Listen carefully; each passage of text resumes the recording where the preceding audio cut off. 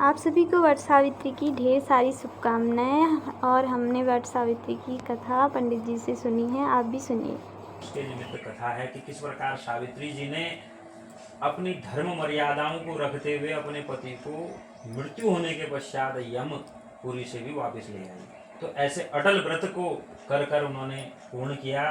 तो उसी व्रत को आप लोगों ने भी आज धारण किया है। तो उसके निमित्त एक कथा है कि मद्र देश, मद्रास जो कहा जाता है, तो एक धर्मात्मा एवं परम ज्ञानी अशुपति राजा थे, जो कि क्षमाशील, संतान रहित एवं सत्यवादी थे। एक समय वह राजा प्रभास क्षेत्र की यात्रा पर वहां आए और सावित्री के स्थल पर पहुंचे। वहां पर पुत्र प्राप्ति की कामना से राजा ने अपनी रानी के साथ इस व्रत को किया। तो ऐसा नहीं कि महिलाएं, पुरुष भी इस व्रत को अपनी पत्नी सपत्नीक सहित धारण कर सकते हैं। तो सावित्री व्रत के इस नाम से प्रसिद्ध एवं सभी मनोकामनाओं को पूर्ण, एक सिर्फ अटल सौभाग्य नहीं, अन्य वस्तुओं की प्राप्ति हेतु भी, मनोकामनाओं को सिद्ध करने हेतु भी इस व्रत को धारण किया जा सकता है। इस व्रत को देखकर ब्रह्मा जी की प्रिया साक्षात सावित्री देवी उस पर, राजा पर प्रसन्न हुई और कहा कि मैं स्वयं कन्या रूप में तुम्हारे यहाँ जन्म दूंगी। इतना कहकर सावित्री देवी पुनः अंतर ध्यान हुई। कुछ समय उपरांत रानी के गर्भ से देवी के समान स्वरूप कन्या का जन्म हुआ। सावित्री की कृपा से पूजा करने के उपरांत इस कन्या का नाम राजा ब्राह्मणों की आज्ञा से सावित्री ही रखा गया। वह राजकन्या सावित्री लक्ष्मी के समान शोभायमान, चंद्रमा की कला से समान नित्य प्रतिदिन बढ़ने लगी और लोग उसे देखकर यही समझते कि यह कोई देव कन्या है। कमल के समान विशाल नेत्रों एवं अग्नि के समान तेज वाला वह कन्या महर्षि भृगु द्वारा कहे हुए सावित्री व्रत को करने लगी। तो व्रत के बाद प्रतिमा के समीप अग्नि में हवन करके उसने ब्राह्मणों से स्वस्ति वाचन और ब्राह्मणों से पुष्पांजलि ग्रहण कर सखियों से घिरी हुई लक्ष्मी के समान सुंदर रूप वह कन्या पिता के चरण में प्रणाम कर पुष्पांजलि को निवेदित कर हाथ जोड़कर राजा के पास खड़ी हो गई। उसे युवावस्था प्राप्त हो चुकी थी। देखकर राजा ने अपने मंत्रियों से विचार विमर्श करना शुरू कर दिया और अपनी राजकन्या से बोले कि हे पुत्री, तुम्हें योग्य वर देने का समय आ गया है। मुझसे कोई तुम्हें मांगने के लिए भी नहीं आता और मैं भी विचार करने पर तुम्हारे अनुरूप कोई वर नहीं देख पा रहा हूं। अतः हे पुत्री, मैं तुमको भेज रहा हूं कि तुम स्वयं अपने लिए योग्य वर ढूंढ लो और वृद्ध मंत्रियों के साथ शीघ्र जाओ। ऐसा सुनकर सावित्री राजभवनों से निकल राजश्रियों के रम्य तपोवन की ओर चल पड़ी और वहां पहुंचकर सभी वृद्धजनों को प्रणाम कर सभी तीर्थों और आश्रमों में जाकर पुनः मंत्रियों के साथ अपने घर नगर आ गई। वहां पर उसने पिताजी के समक्ष देवर्षि नारद को बैठा देखा तो उसने आसन पर बैठे नारद जी को प्रणाम किया और वन में जिस कार्य के लिए गई थी वहां की सारी कथा उनसे कहने लगी। तो सावित्री जब उस वन में प्रवेश कर रही थी तो वहां सावित्री ने जो वृतांत हुआ वह सभी कुछ नारद ऋषि और पिता के सामने रख दिया। सावित्री बोली, हे देव ऋषि नारद जी, साल्व देश में धर्मात्मा धुमतसेन नाम से विख्यात एक क्षत्रिय राजा हैं जो देववश अंधे हो गए हैं। उनके एक छोटा सा बालक एवं उसकी माँ थी और अवसर पाकर उनके बैरी रुक्मी नामक सामंत राजा ने, पूर्व कथा को कह रही है, जो धुमतसेन जो राजा थे उनके पूर्व की कथा कह रही है कि उनसे उनका राज्य छीन लिया गया है। अतः राजा धुमतसेन छोटे बच्चे वो अपनी पत्नी के साथ जंगल में आकर रहने लगे। वह पुत्र वन में ही बड़ा होकर परम धार्मिक एवं सत्य वचन बोलने वाला था। अतः अपने अनुरूप पति समझकर मैंने उसे वर्ण कर लिया है। यह सुनकर नारद जी बोले, हे राजन, सावित्री ने यह बड़ा कष्टप्रद कार्य कर डाला है। क्योंकि नारद ऋषि तो दिव्य दृष्टि प्राप्त थी तो उन्होंने होने वाले, भविष्य में होने वाली चीज को जान लिया था। क्योंकि सत्यवान की जो आयु थी अल्पायु थी। तब राजा को इस प्रकार नारद जी ने बतलाया कि सावित्री ने जो वर खोजा है वह बड़ा कष्टप्रद जीवन हो जाएगा इसका। इसने केवल गुणवान समझकर सत्यवान का वर्ण किया है, उसके गुणों को देखकर। उसका पिता सत्य बोलता है, माता सत्य बोलती है और वह भी स्वयं सत्य ही वार्ता करता है। इससे उसका नाम मुनियों ने सत्यवान रखा है। सत्यवान दान और गुण में दंती देव के समान और ब्राह्मणों की रक्षा करने वाला और सत्यवादी है। किंतु उसमें केवल एक दोष है, सत्यवान आज से ठीक 1 वर्ष बाद क्षीण आयु हो जाने से देह त्याग देगा। तो 1 वर्ष की उसकी आयु है राजा। और तो यह बात सुनकर राजकन्या सावित्री ने राजा से कहा, राजा, लोग किसी से कोई एक बार कहते हैं, ब्राह्मण एक ही बार प्रतिज्ञा करते हैं और एक ही बार कन्या दान किया जाता है, बारंबार नहीं। दीर्घायु हो या अल्पायु हो, गुणवान हो या निर्गुण हो, मैंने वर को एक बार वर्ण कर लिया है। अब दूसरे वर का वर्ण नहीं करूंगी। पहले मन से निश्चय करके बाद में उसे वाणी से प्रकट किया जाता है, पुनः उसके बाद कर्म द्वारा किया जाता है। तो मनुष्य जब भी कभी भी संकल्प करता है, मनसा वाचा कर्मणि, पहले मन में सोचता है, फिर वचन करता है, फिर उसका कर्म करता है। तो उस कन्या के द्वारा यह कहा गया कि मैंने मन से सोच लिया था, फिर आपके सम्मुख वचनों में उसको बद्ध हो गई, इसलिए मैं अब अपने कर्म को उसी से ही विवाह करूंगी। ऐसा उसने मन में विचार पूर्व में ही कर लिया था। तो अर्थात मन के विरुद्ध अब मैं कोई भी कार्य नहीं करूंगी।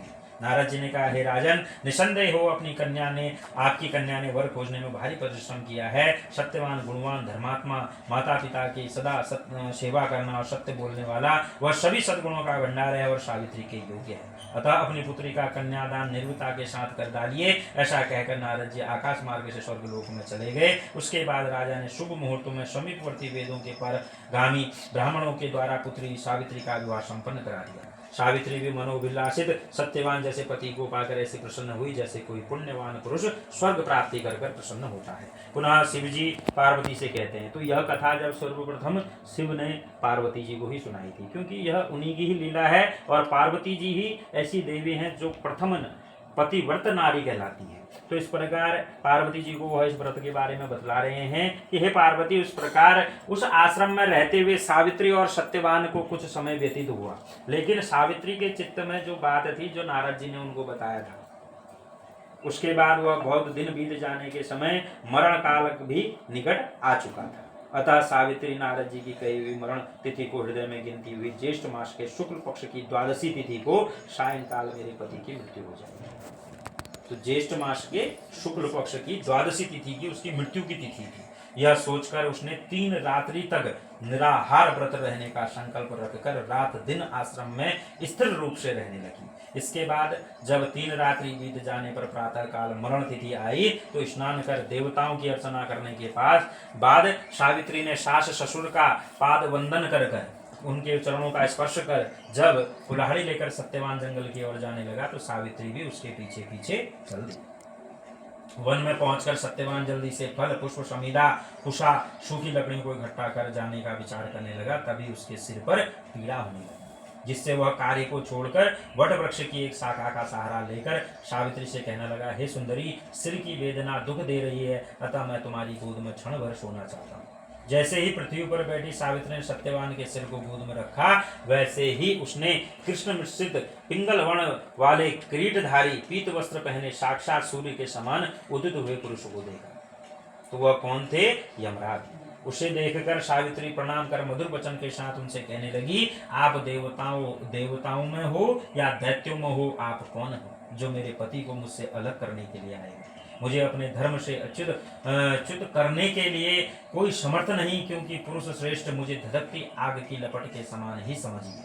क्योंकि वह पतिव्रत नारी थी, सदा देवों का पूजन भी करती थी। तो यमराज ने कहा, मैं सब प्राणियों के लिए भयंकर और कर्मानुसार उनको उचित दंड देने वाला यम हूँ। सो हे पतिव्रता सावित्री, तुम्हारी गोद में पड़े हुए तुम्हारे पति की आयु समाप्त हो चुकी है, इसे यमदूत पकड़कर नहीं ले जा सकेंगे, इसलिए मैं स्वयं आया। क्योंकि उसने अपने पतिव्रत धर्म से ऐसी शक्ति अपने चारों तरफ उजागर कर दी थी कि यमदूत भी उसको छू नहीं पाए। तो स्वयं यमराज जी द्वारा वहां पर आना पड़ा। ऐसा कहकर यमराज ने सत्यवान के शरीर से अंगुष्ठ मात्र शरीर वाले पुरुष जीवात्मा को बलपूर्वक निकाल लिया। और जब वे यमपुरी के मार्ग पर जाने लगे, तो उनके पीछे पीछे सावित्री भी चल दी। यम ने पतिव्रता होने के नाते चलने में न थकती हुई सावित्री से कहा, हे सावित्री, तुम यहाँ तक मेरे साथ आ गई हो, अब लौट चलो। कोई भी जीव बिना आयु पूर्ण करे। तो यमराज जी ने नाना प्रकार का भय भी दिखलाया, नाना प्रकार से लोभ भी दिए। तो जब शुरू में वह भय दिखलाने लगे कि अब इससे आगे तुम नहीं जा सकते, क्योंकि जब तक मृत्यु नहीं है तब तक यम द्वार किसी के लिए नहीं खुलेगा। तो हे पतिव्रते, जिस सीमा तक मनुष्य दूसरे मनुष्य का साथ दे सकता है, वहां तक तुम आ चुकी हो, अब तुम लौट जाओ। सावित्री ने कहा, इस पृथ्वी तल में सब प्राणियों के लिए स्थान है, किंतु स्त्रियों के लिए तो एकमात्र पति को छोड़कर दूसरा कोई आश्रय नहीं। यहाँ मेरा पति जा रहा है, वहीं मुझे भी जाना चाहिए, यही सनातन धर्म है। पति व्रत के प्रभाव और आपकी कृपा से कोई भी मेरी गति नहीं रोक सकता है। सावित्री के ऐसे धर्म पूर्ण वचन सुनकर सूर्यपुत्र यमराज ने प्रसन्न होकर उससे एक वरदान मांगने को कहा। सावित्री बोली, मेरे सास ससुर वन में रहते हैं और अंधे हैं, मैं आपसे वर मांगती हूँ कि उन्हें दिखाई देने लग जाए। तो सावित्री ने प्रथम वर में अपने सास ससुर का उद्धार कर दिया। और जब उनने वर मांगने को कहा तो राजा धुमतसेन का राज्य छिन गया, वह उन्हें पुनः प्राप्त हो जावे और धर्म में सदैव उनकी आस्था बनी रहे, ऐसा मुझे वर दीजिए। तो पहले ही वर में उसने अपने सास ससुर का उद्धार कर दिया।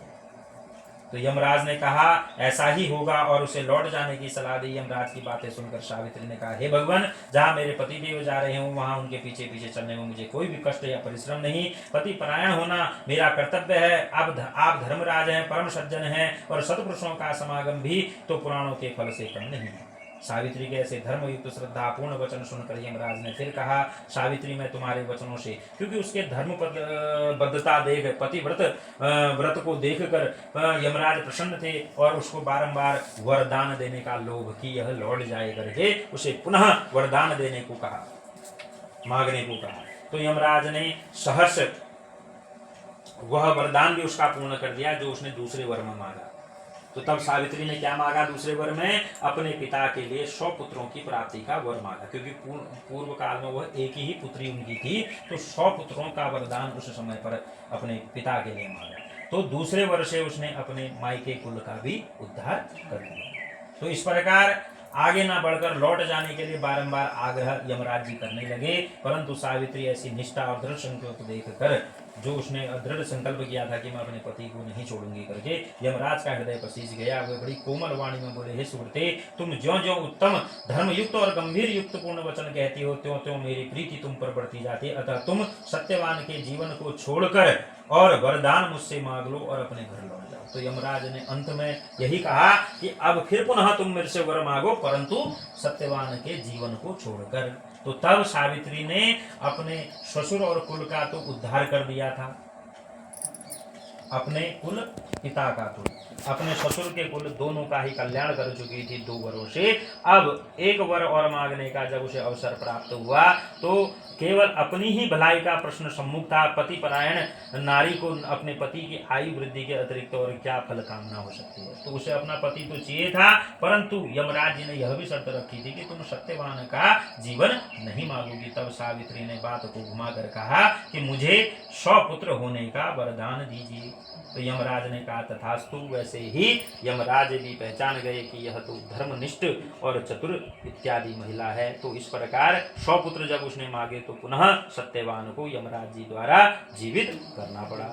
तो सावित्री को जब मनवांछित वरदान देकर यमराज जी वहीं अंतर ध्यान हो गए तो वो लौटकर वट वृक्ष के नीचे आई। वट वृक्ष के नीचे सत्यवान का मृत शरीर पड़ा हुआ था, उसमें पुनः जीवन का संचार हो गया और वह उठकर बैठा। सावित्री ने सत्यवान को सारा वृतांत कह सुनाया। वह फिर खुशी खुशी और प्रसन्न हृदय से अपने आश्रम को चल दिए और सत्यवान के माता पिता की दृष्टि भी पूर्ण हो चुकी थी और अपने आज्ञाकारी पुत्र और सेवा परायण वधु को न देखकर अत्यंत दुखी हो रहे थे। तभी सावित्री और सत्यवान वहां पर पहुंचे और सारे राज्य में सावित्री के अनुपम पतिव्रत का समाचार फैला और प्रजाजनों ने महाराज धुमतसेन को ले जाकर आदर पूर्वक राज्य सिंहासन पर बैठाया और जो पूर्व में उससे राज्य छीन लिया गया था सत्यवान के पिता से।